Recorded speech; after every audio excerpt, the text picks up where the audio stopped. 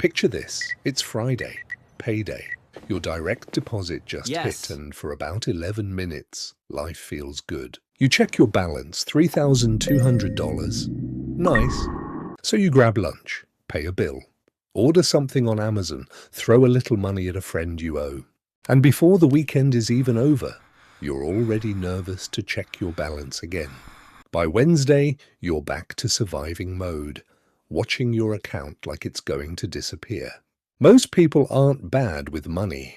They're just using a system that was never designed to build wealth.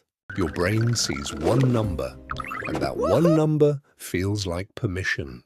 You check your balance, see $3,200, and your brain whispers, "You're fine." But you're not fine.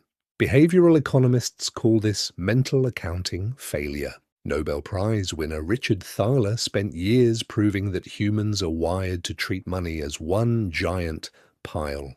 You don't need more discipline. You need better design. Account 1, the bills account. This account has exactly one job.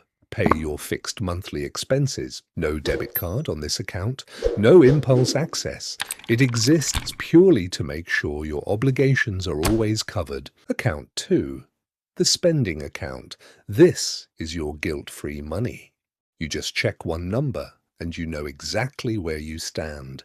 Account 3, the wealth account. This is the one most people skip, and it's the one that changes everything. Every payday, before you spend a single dollar on anything optional, a fixed amount moves automatically into this account. The transfer happens before your brain has a chance to spend it. Say you bring home $3,500 per month. Your fixed bills total $1,600. You automatically move $500 to the wealth account. That leaves $1,400 in your spending account. Over 1 year, that's $6,000 in wealth contributions. Couldn't I just mentally track this in one account? Sure, in theory, but in practice, almost nobody does. When your spending account shows $340, that number is your reality.